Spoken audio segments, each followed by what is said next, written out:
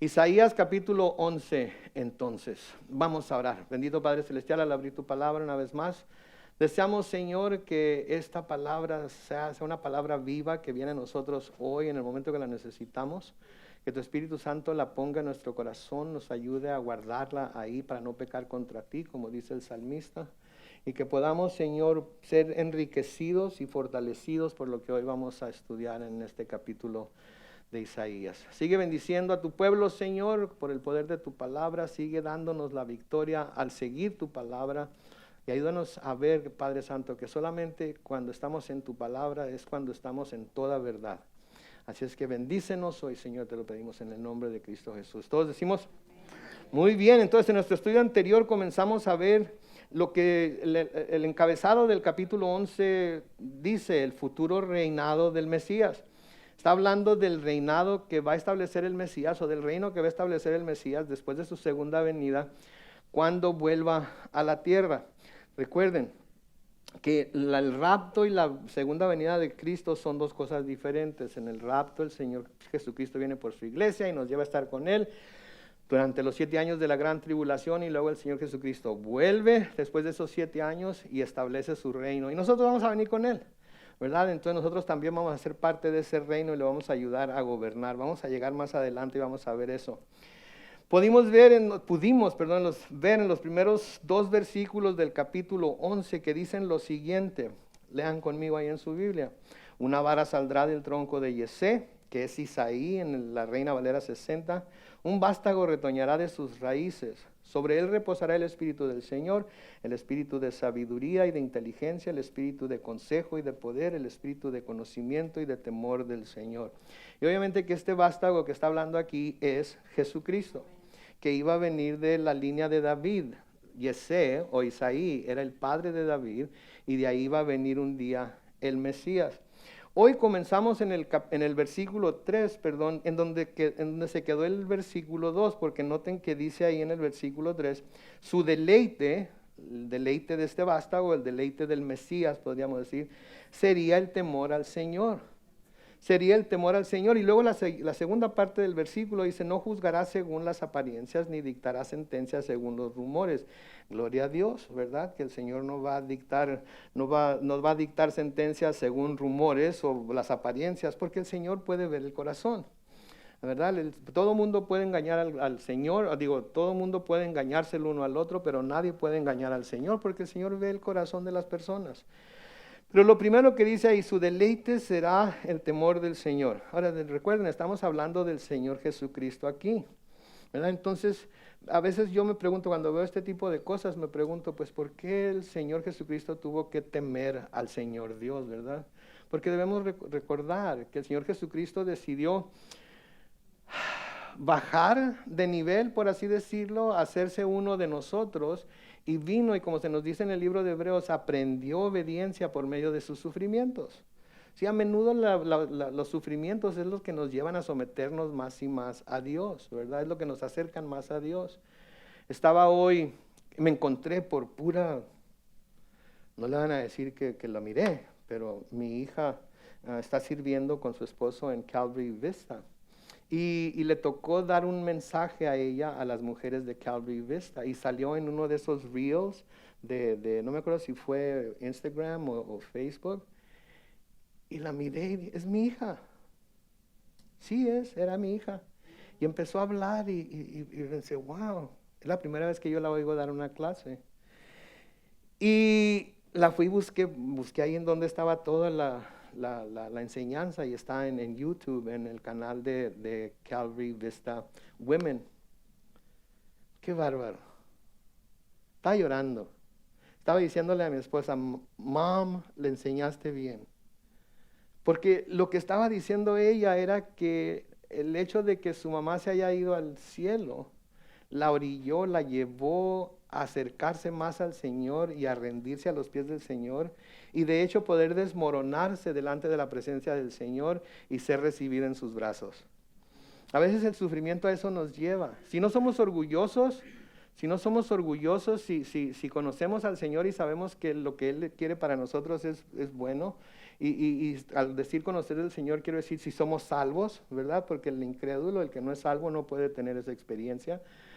Pero cuando lo conocemos y llegamos al punto en el que sabemos que podemos desmoronarnos delante de Él, y no tenemos por qué esconder nuestro sufrimiento, no tenemos por qué esconder nuestro dolor, no tenemos por qué esconder nuestro temor.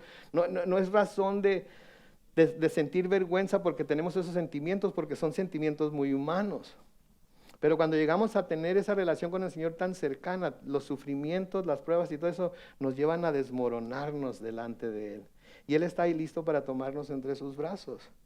¿Sí? Entonces, cuando habla aquí del deleite será el temor del Señor, está hablando acerca de cómo el deleite del Mesías será el cumplir con la voluntad de Dios, aunque esa voluntad lo llevara a tener que sufrir un gran sufrimiento. Lo vimos la semana pasada en el Getsemaní, ¿se acuerdan? Hablamos del Getsemaní, en donde el Señor dijo, Padre, si es posible, pasa de mí esta copa, pero no sea mi voluntad sino la tuya, ¿verdad? Y eso es lo que significa el verdadero temor de Dios. No el temor a que nos castiguen, y mucha gente dice es reverencia, respeto, sí es todo eso. Pero el temor de Dios es el temor a no hacer su voluntad una vez que la conocemos. Porque hay muchos cristianos, y yo me he contado entre ellos también en otro tiempo, que el Señor nos revela claramente su voluntad, pero no andamos en esa voluntad. Después de no andar en esa voluntad, me preguntaba yo, ¿por qué? ¿Sí? ¿Por qué? ¿Por qué si ya sabía, por qué no anduve en esa voluntad? Es nuestra naturaleza humana rebelarnos contra Dios. No queremos someternos a Él en muchas ocasiones. Pero creo que cuando lo conocemos, cuando tenemos ese temor del Señor, eso nos lleva a deleitarnos, no solamente en el temor del Señor, sino que nos lleva a deleitarnos en cumplir con su voluntad. Nos deleitamos en cumplir con su voluntad, porque encontramos consuelo en Él, aun cuando esa voluntad nos lleva a situaciones difíciles que no queremos sufrir. Estoy seguro que si preguntara a quién de ustedes ha pasado por sufrimientos que nunca quisieron sufrir, que nunca pensaron sufrir, que nunca esperaban sufrir, la mayoría, si no es que todos, iban a levantar su mano para reconocerlo. Pero como cristianos podemos aferrarnos a Él por temor a no estar en su perfecta voluntad y deleitarnos aún en ello. El escritor a los Hebreos escribe esto hablando de Jesús en Hebreos 10, los versículos 5 al 7. Hebreos 10, versículos 5 al 7, noten, dice, por eso al entrar en el mundo Cristo dijo, no quieres sacrificio y ofrenda, pero me has dado un cuerpo. No te agradan los holocaustos ni las expiaciones por el pecado. Entonces dije, mi Dios, aquí estoy para hacer tu voluntad, como está escrito de mí en el libro. ¿Saben? Esta es una cita del Salmo 40, en donde David claramente está escribiendo acerca de un tipo de obediencia a Dios que viene a cumplirse en la vida de Jesucristo. Es un tipo de obediencia a Dios que viene a cumplirse en la vida de Jesucristo. Y en el Salmo 40, los versículos 6 al 8, esta es la cita que está citando el escritor a los Hebreos. Las ofrendas y los sacrificios, noten, no te agradan. Noten, tantos sacrificios que presentaban, tantas ofrendas que presentaban, no le agradaban.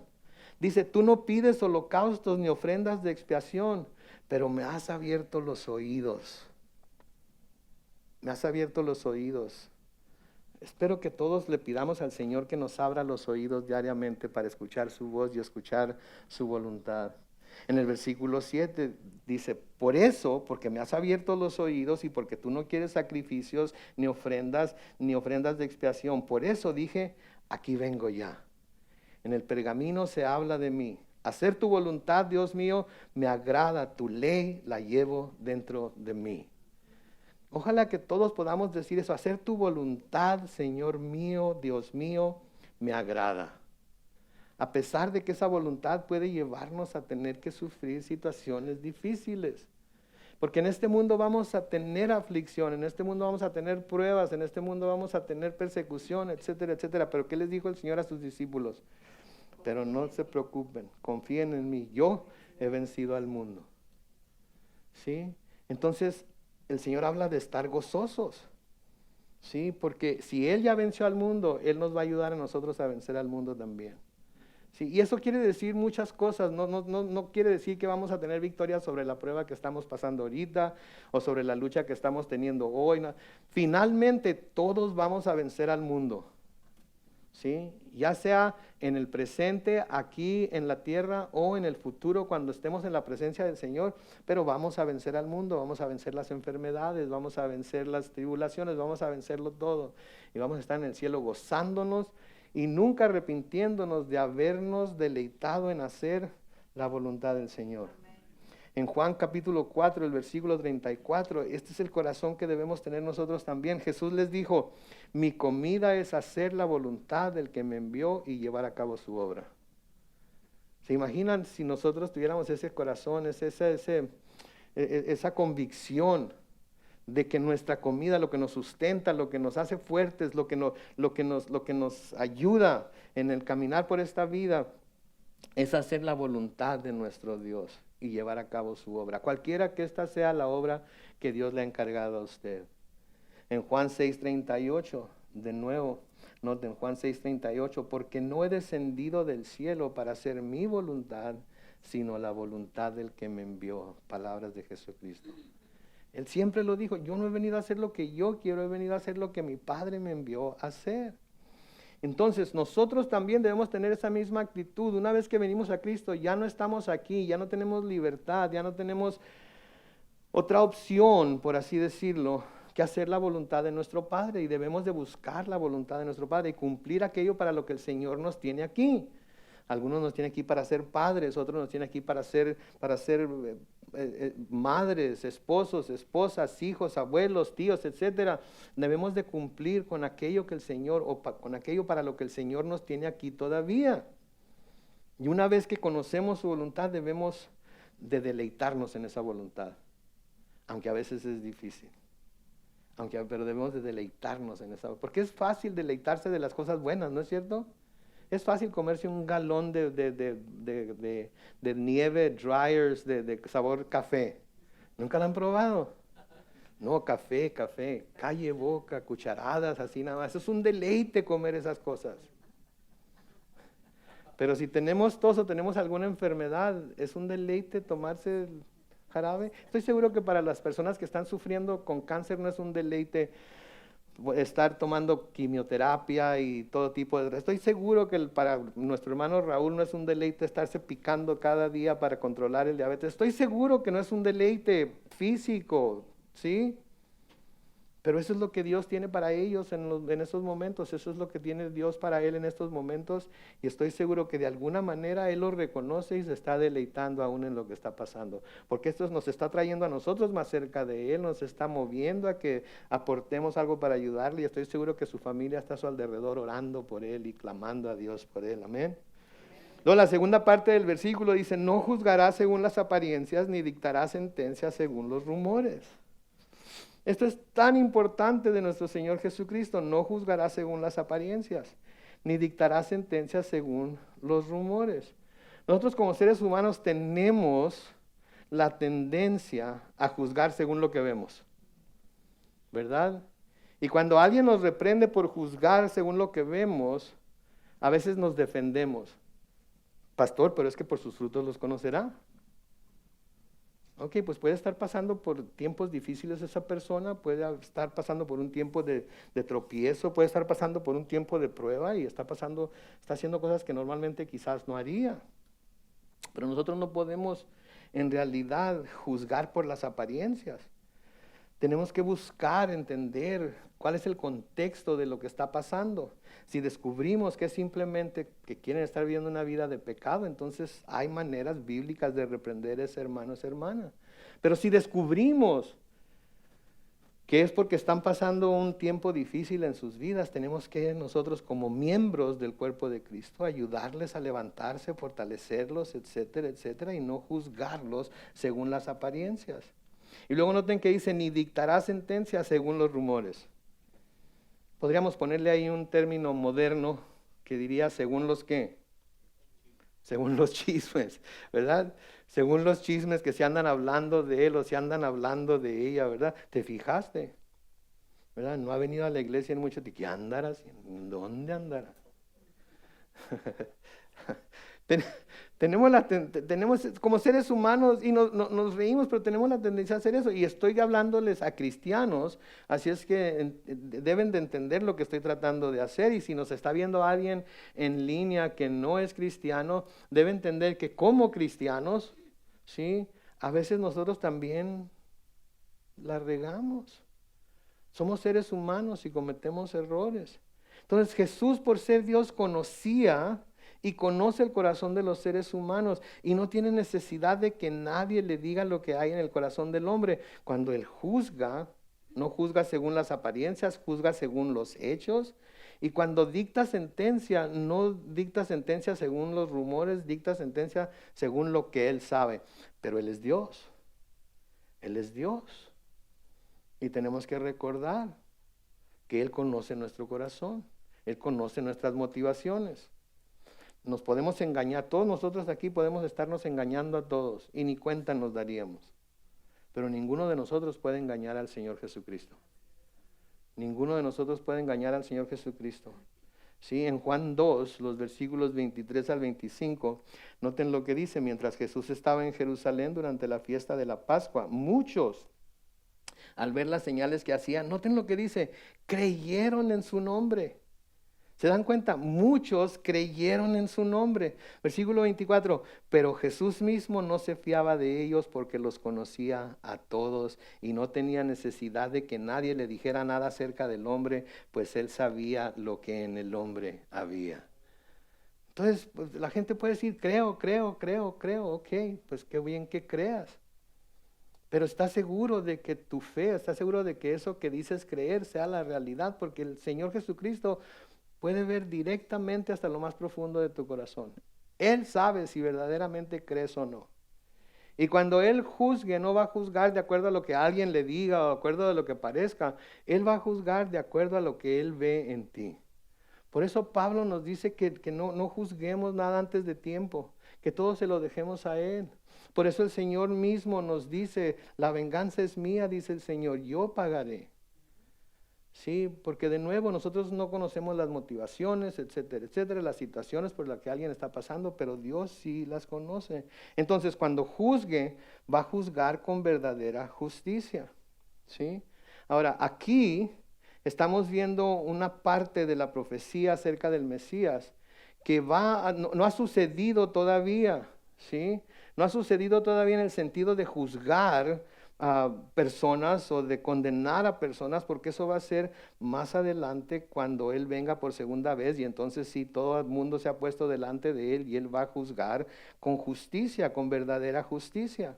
Noten lo que dice el versículo 4, defenderá los derechos de los pobres y dictará sentencias justas en favor de la gente humilde del país.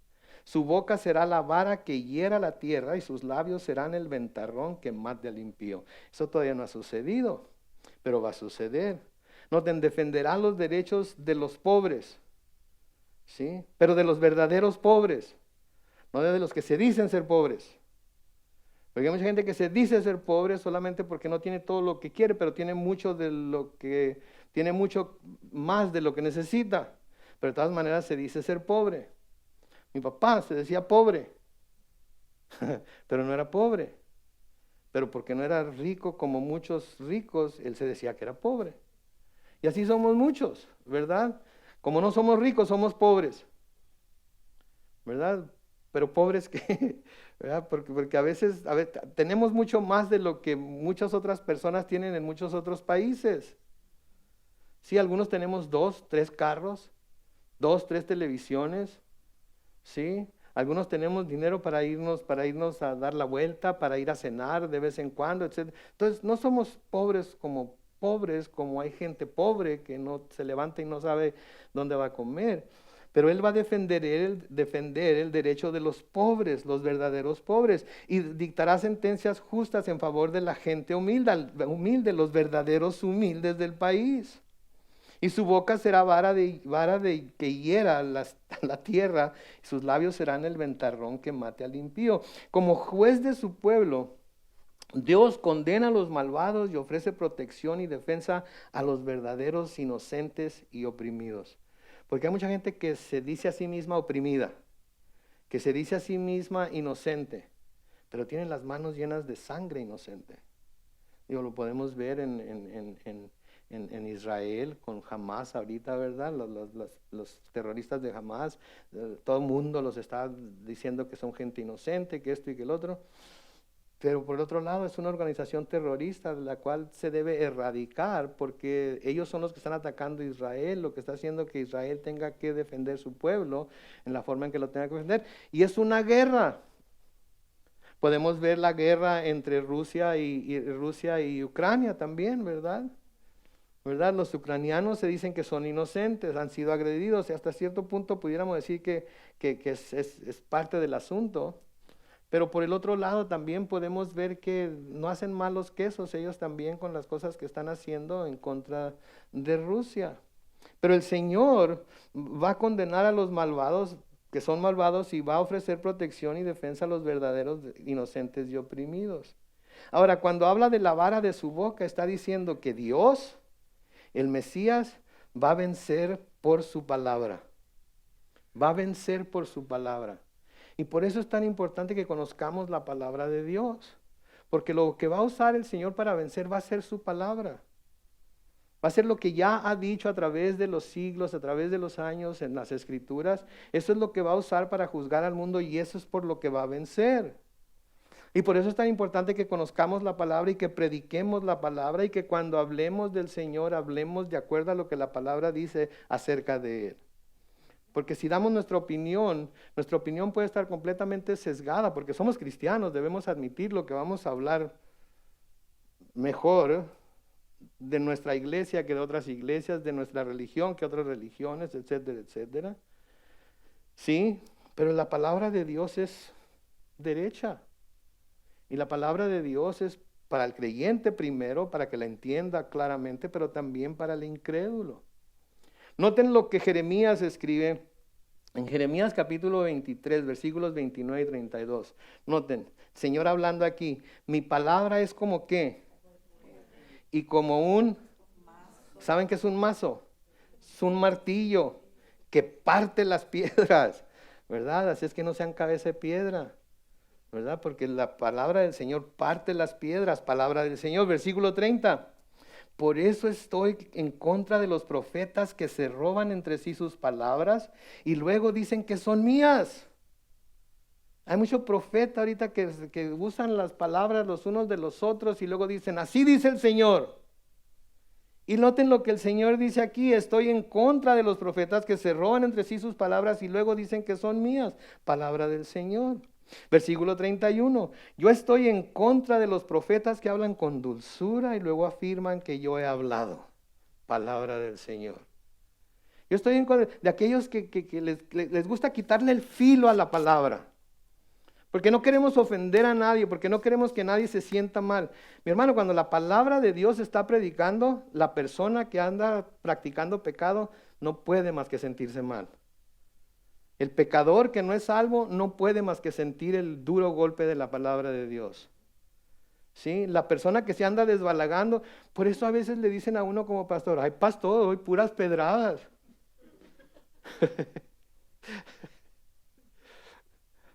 Iba a decir un dicho que dicen muchos pastores, pero no lo voy a decir porque no quiero ofender a nadie. No quiero, no me gusta ofender gente. Pero en fin. Entonces, lo que el Señor está diciendo, de nuevo noten el versículo 32, el versículo 31, yo estoy en contra de los profetas que hablan con dulzura y luego afirman que yo he hablado, cuando el Señor no está usando esa dulzura, cuando el Señor está usando palabras amargas de juicio, cuando el Señor está usando la espada de dos filos, pero ellos le quieren quitar el filo para que no haga daño. Mis hermanos, la palabra de Dios a todos nos va a confrontar en alguna vez u otra. Y lo que tenemos que hacer es apegar nuestra vida a lo que dice la palabra de Dios y no a lo que nosotros pensamos. La palabra de Dios permanece fiel y nosotros somos los que nos tenemos que apegar a esa palabra. ¿Sí? Luego noten el versículo 32. Yo estoy en contra de los que profetizan sueños mentirosos, pues son sus profecías mentirosas y lisonjeras hacen que mi pueblo ¿qué pase? Pierde el camino. Yo no los envié a profetizar, ningún bien le hacen a mi pueblo, palabra del Señor. El quitarle el filo a la palabra de Dios no le hace bien a nadie. Por eso cuando predicamos la palabra de Dios y cuando hablemos con gente, especialmente gente que conoce la palabra de Dios, no le podemos quitar el filo. Porque la palabra de Dios va a salir y va a llevar a cabo todo aquello para lo que el Señor le envió. La haya enviado como miel, que a veces es tan dulce como la miel, o como espada, que a veces es cortante como espada de 2 filos, como vamos a ver ahorita. La haya enviado como martillo para darle al que está terco. Sí, la haya enviado como la haya enviado, va a llevar a cabo su propósito. Pero cuando hablamos de la palabra de Dios, no podemos quitarle el filo, tenemos que hablarla tal y como es. Porque de nuevo, hay mucha gente profetizando sueños mentirosos. Hay mucha gente profetizando mentiras, ¿sí? Y profecías lisonjeras que halagan a la persona. Tú puedes, tú eres digno, tú vales mucho, etc. En Cristo sí, sin Cristo no. Dios no pagó por nosotros con la sangre de su Hijo Jesús porque valíamos la pena. Dios pagó por nosotros con la sangre de Jesús a pesar de que no valíamos la pena. Y eso es lo que engrandece y hace brillar la gracia de Dios. Hay una canción nueva que sacó, no me acuerdo cómo se llama el grupo, pero dice, habla de todo lo que Dios ha hecho en su vida, dice, pero no es porque lo merezca, no es porque Dios sea digno de ello, es por tu misericordia. Pues todo lo que Dios ha hecho por nosotros no es porque éramos dignos de ello, es por su misericordia. Sí, pero ahorita se quiere predicar un evangelio en el que Dios te ama. Y si es cierto que Dios nos ama. Tú eres digno delante de Dios. Mira lo que pagó, mira cómo pagó por ti con la sangre de su Hijo, porque valías la pena. Y yo digo, ay Dios, cuánta gente engañada no habrá en muchas iglesias. Digo, si, piensen en esto, si Dios nos ama tal y como somos, ¿por qué nos llama a nacer de nuevo? Si nos ama tal y como somos, podemos quedarnos así como estamos, ¿no es cierto? Mandó a su Hijo a Jesús a morir por nosotros a pesar de lo que somos, pero una vez que decimos tener fe en Él, tenemos que buscar nacer de nuevo y ser hechos nuevas criaturas. Entonces, ¿por qué ese llamado a cambiar si nos ama tal y como somos? Piensen en eso. En Hebreos capítulo 4, los versículos 12 y 13, noten lo que dice. La palabra de Dios es que viva y eficaz y más cortante que las espadas de 2 filos, pues penetra hasta partir el alma y el espíritu, las coyunturas, los tuétanos y discierne los pensamientos y las intenciones del corazón. Nada de lo que Dios creó puede esconderse de Él, sino que todas las cosas quedan al desnudo y descubiertas a los ojos de aquel a quien tenemos que rendir cuentas. Noten todo lo que atraviesa. Penetra hasta partir el alma y el espíritu, las coyunturas y los tuétanos. ¿Una vez se han clavado un clavo en el pie? En cuanto lo sienten, ¡ay! Levantan el pie, ¿verdad? Una vez me clavé un clavo hasta el hueso. No me gustaría no le desearía a nadie que eso le pasara. Pero imagina, así es la palabra de Dios cuando la palabra de Dios es predicada como es. Y llega hasta los huesos, llega hasta los tuétanos, hasta las coyunturas, hasta lo más profundo del ser humano, del ser de la persona. Sí, y de nuevo en el versículo 13, nada de lo que Dios creó puede esconderse de Él. Todas las cosas quedan al desnudo y descubiertas a los ojos de aquel a quien tenemos que rendir cuentas. Entonces, ¿qué es lo mejor que podemos hacer? Ir con Él y confesarnos, reconocer nuestro pecado. ¿Y qué nos dice Juan en 1 de Juan? Que Él es fiel y justo. Para perdonar nuestros pecados y limpiarnos de toda maldad. Es todo. Ay Dios. No me asusten. Sí, no me asusten. Noten en Apocalipsis capítulo 19, los versículos 15 y 16. Apocalipsis 19, versículos 15 y 16. De su boca, y este es obviamente el Jesús futuro, cuando vuelva a establecer su reino en la tierra, dice, de su boca salía una espada afilada para herir con ella a las naciones. Él las gobernará ¿con qué? Con cetro de hierro, y pisará el lagar del ardiente vino de la ira del Dios Todopoderoso. En su manto y en su muslo lleva inscrito este nombre: Rey de Reyes y Señor de Señores. Esto es parte de la predicación del Evangelio. Esto es parte de la predicación del Evangelio, como Pablo lo escribe en Romanos capítulo 1. Es parte de la predicación del Evangelio. Mira, no quieres creer en Jesucristo, pero un día Jesucristo va a volver y con su palabra, que es como una espada afilada, va a herir con ella todas las naciones y va a gobernar con cetro de hierro. Y va a pisar el lagar del ardiente vino de la ira de Dios Todopoderoso. ¿Qué vas a hacer cuando llegue ese día? ¿Cómo te vas a presentar delante de Él? ¿Cómo piensas salvarte de eso? Luego noten el versículo 5 de Isaías 11. La justicia y la fidelidad serán el cinto que ceñirá su lomo. Noten, sigue hablándonos de su justicia. Nos habla de su fidelidad. ¿Sí? ¿Por qué? Porque Él es el justo, porque Él es el fiel. ¿Sí? En Juan capítulo 5, los versículos 21 al 23, noten lo que dice. Juan 5, versículos 21 al 23 dice: porque así como el Padre levanta a los muertos y les da vida, así también el Hijo da vida a los que Él quiere. Pues el Padre no juzga a nadie, sino que todo el juicio se lo ha dado ¿a quién? Al Hijo, para que todos honren al Hijo y tal como honran al Padre. El que no honra al Hijo, no honra al Padre que lo envió. ¿Sí? Entonces, todo juicio le ha sido dado al Hijo. Él va a ser el juez, Él va a ser el que va a juzgar, Él va a ser el que va a condenar, Él va a ser el que va a tomar la decisión finalmente. Es Jesús, es el Cristo, de eso se trata. Sí, nomás que de ese Cristo no se habla mucho ya en nuestras iglesias. Esa imagen de Cristo no queremos presentarla porque a lo mejor la gente no vuelve. Sí, porque ya es bastante de hablar de pecado, ya es bastante de hablar de condenación, ya es bastante de hablar de juicio. Hay que hablar de amor, sí, de aceptación, etcétera. Sí, todo eso es cierto. Tenemos que tener los dos. No podemos tener uno sin el otro. En Hechos 10, los versículos 42 y 43, noten, Él mismo nos mandó a predicar al pueblo y a dar testimonio de que Dios lo ha nombrado juez de los vivos y de los muertos. ¿Qué lo ha nombrado? Juez de los vivos y de los muertos. Acerca de Él dicen los profetas que todos los que crean en su nombre recibirán el perdón de sus pecados. Pero si no reciben el perdón de sus pecados, ¿qué va a suceder con ellos? Van a ir al infierno.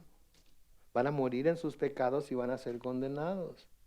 Otra vez en el libro de los Hechos, en el capítulo 17, los versículos 30 y 31.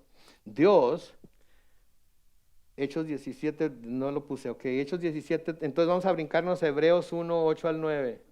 Tampoco. Hebreos 1, 8 al 9 no está. Hombre, pero ¿cómo? Me está fallando ahí. Hechos 17, 30 al 31, búsquenlo rápidamente. Dice: Dios, que ha pasado por alto esos tiempos de ignorancia, ahora quiere que todos en todas partes se arrepientan. Porque Él ha establecido un día en que por medio de aquel varón que escogió y que resucitó de los muertos, ¿quién será?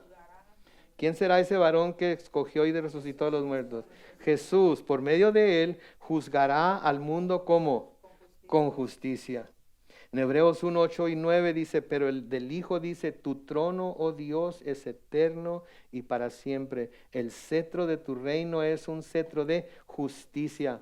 Amas la justicia y odias la maldad. Por eso te ungió Dios, tu Dios, con óleo de alegría más que a tus compañeros.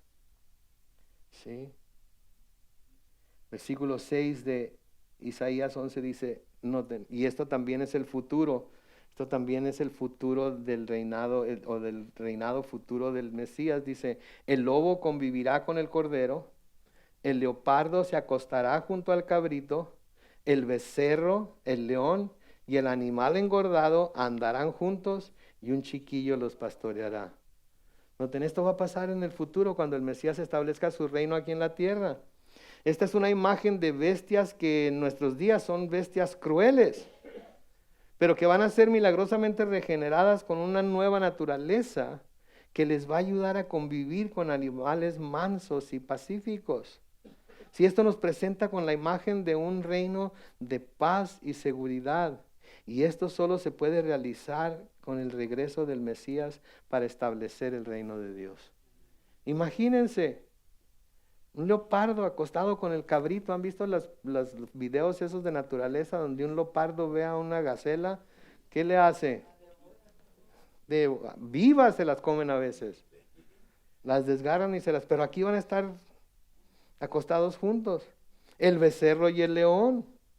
Otra situación que por demás, el león siempre sale ganando y el animal engordado no dice qué es. Pero está gordito, pero no se lo van a comer. A lo mejor es un poquito, ¿verdad? Y un chiquillo los pastoreará, ¿sí? Este es lo que va a pasar en ese reino milenial que el Señor va a establecer en la tierra, ¿sí? En Isaías capítulo 2 y el versículo 4, lo pueden ver ahí en su Biblia, dice: Él juzgará entre las naciones y dictará sentencia a muchos pueblos, y ellos convertirán sus espadas en rejas de arado, y sus lanzas en hoces. Ninguna nación levantará la espada contra otra nación, ni se entrenarán más para la guerra. Entonces, así como los animales viven pacíficamente juntos y no se comen los unos a los otros, sí, así también los hombres van a vivir y ya no se van a hacer la guerra. Hoy comencé a ver una serie que se llama Turning Point y se llama La Guerra Fría y la Bomba. Qué malvado es el hombre, el uno con el otro, ¿eh? Qué bárbaro. Es horrendo ver lo que el hombre está dispuesto a hacer a otros semejantes, a sus semejantes. Cuando la bomba atómica cayó en Hiroshima y Nagasaki, 85,000 personas murieron nada más en la primera explosión. Los cuerpos quedaron tendidos en las calles, tan cerca los unos de los otros que no había lugar por donde caminar. Durante los próximos meses murieron otros 100 y tantos mil personas por los efectos secundarios de la bomba atómica. Cuando hicieron la prueba en Álamo Gordo, ¿sí? ¿Es en Arizona o en Nuevo México? En Arizona, no le dijeron a nadie lo que estaban haciendo y miles de personas fueron contaminadas, ¿sí? Y murieron por su propio gobierno. Se cuenta la historia de un grupo de muchachas que fueron a bañarse a un pozo o lo que fuera, y cuando se metieron al agua sintieron el agua caliente, cuando normalmente el agua era fría, y la sentían caliente. No duraron vivas, se me hacen más de 3 meses. Todas se murieron. Es increíble lo que el hombre está dispuesto a hacer al hombre en el estado en el que nos encontramos. De nuevo, lo único que tenemos que hacer es ver las guerras que se están llevando a cabo ahorita. Entonces, Él juzgará entre las naciones, dictará sentencia a muchos pueblos, y ellos convertirán sus espadas en rejas de arado y sus lanzas en hoces. Y ninguna nación levantará la espada contra otra nación, ni se entrenarán más para la guerra. En Isaías 9, 6 y 7, véanlo ahí en su Biblia también, la profecía de la venida del niño que iba a ser el Mesías, dice: porque un niño nos ha nacido, un hijo nos ha sido concedido, sobre sus hombros llevará el principado y su nombre será Consejero admirable, Dios fuerte, Padre eterno y ¿qué? Príncipe de paz. La extensión de su imperio y la paz en él no tendrán límite. Reinará sobre el trono de David y sobre su reino, y lo afirmará y confirmará en la justicia y el derecho desde ahora y para siempre. Esto lo hará el celo del Señor de los ejércitos. Eso es lo que va a venir a hacer Jesús. Quieren paz, pero no va a poder haber paz hasta que acepten al príncipe de paz. Y cuando Él venga y establezca su reino en la tierra, Él va a establecer una paz permanente, pero ni esa paz va a durar. Porque después de 1000 años Satanás va a ser soltado y va a engañar a una multitud de gente para que se rebele contra el Mesías, y otra vez va a haber guerras. Es increíble lo que el hombre está dispuesto a hacer. Noten el versículo 7, la vaca y la osa pasarán, sus crías se echarán juntas y el león comerá paja como buey. El niño de pecho jugará sobre la cueva del áspid y el recién destetado extenderá su mano sobre la cueva de la víbora. En el reino pacífico de Dios los carnívoros se convertirán en herbívoros. Espero que nada más se esté hablando de animales y no de seres humanos. Porque ahí nada más menciona animales, no dice que los seres humanos también, ¿verdad? Pero me imagino que si no va a haber muerte ni nada de eso, pues no vamos a poder matar animales para comérnoslos, ¿verdad? Entonces nos va a hacer veganos sobrenaturalmente. Va a tener que, porque algunos de nosotros vamos a patalear, ¿verdad? Pero en fin, en este caso, los animales van a vivir pacíficos, los carnívoros se convertirán en herbívoros, los enemigos naturales se convertirán en compañeros, los niños pequeños jugarán con seguridad cerca de las moradas de las serpientes que antes eran venenosas. ¿Sí? ¿Saben que esto es lo que yo me imagino que era el paraíso? No había muerte, no había nada, todo iba a ser así, todo iba a estar tranquilo, todo iba a estar pacífico. Sí, y me pongo a pensar en qué hubiera sucedido si Adán y Eva no hubieran pecado. ¿Cómo hubiera sido ese paraíso? ¿Cómo hubiéramos vivido? Sí, ¿cómo hubiéramos estado todos en ese paraíso? Y eso es lo que el Señor Jesucristo vino a restaurar, vino a darnos la oportunidad de volver a vivir en ese paraíso. Sí, y por eso estamos agradecidos con Él, ¿verdad? En el versículo 9 dice, nadie hará mal ni daño alguno en ninguna parte de mi santo monte, porque la tierra estará saturada del conocimiento del Señor, así como las aguas cubren el mar. En la antigüedad, aparte de Israel, el conocimiento del Señor era limitado, ¿sí? Entre los otros pueblos. De hecho, una de las razones por las que Jesús vino a la tierra fue para dar a conocer a Dios. Sí, es una de las razones por las que vino a la tierra. En Juan capítulo 1, los versículos 17 y 18, o sea, si no lo ponen, búsquenlo en su Biblia por si acaso no lo puse. ¿Sí lo puse? Sí lo puse, ok. Juan 1, 17 y 18. La ley fue dada por medio de Moisés, pero la gracia y la verdad vinieron por medio de Jesucristo. Noten el versículo 18. A Dios nadie lo vio jamás. Quien lo ha dado a conocer es el Hijo unigénito que está en el seno del Padre. Entonces, el que ha visto a Jesucristo, ha visto al Padre.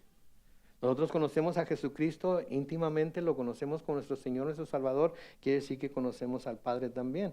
Recuerden lo que dice Colosenses 1:15. Dice que Él, Jesucristo, es la imagen del Dios invisible, el primogénito de toda la creación. Viene una era gloriosa, mis hermanos, en la que no habrá límite para el acceso a la verdad divina. Como las aguas cubren el mar, significa que todo mundo lo va a conocer, todo mundo lo va a ver. Dios se va a dar a conocer por toda la tierra. No habrá necesidad de enseñarnos los unos a los otros, porque vamos a tener la presencia del Señor ahí con nosotros todo el tiempo. Sin embargo, de nuevo, va a haber gente que se va a rebelar en contra del Mesías una vez más y se va a llevar a cabo la última guerra, que va a ser la guerra del Armagedón, en donde el Señor va a acabar con toda la maldad, nos va a echar al infierno y entonces el mundo va a ser destruido con un calor ferviente y nosotros iremos a morar con Él por toda la eternidad en la tierra nueva, en los cielos nuevos y en la nueva Jerusalén. Yo no sé si ustedes se lo puedan imaginar. Yo a veces como que me lo imagino, a veces como que no tengo la menor idea de cómo describirlo. Pero una cosa sí sé, que ya no va a ser esta tierra, va a ser todo nuevo. Porque así como Él nos ha hecho nuevos a nosotros, Él lo va a hacer todo nuevo para nosotros. Y vamos a estar con Él por una eternidad. Amén. Vamos a orar. Bendito Padre Celestial, te damos gracias, Señor, por tu palabra. Te damos gracias, Señor, por lo que en ella nos enseñas.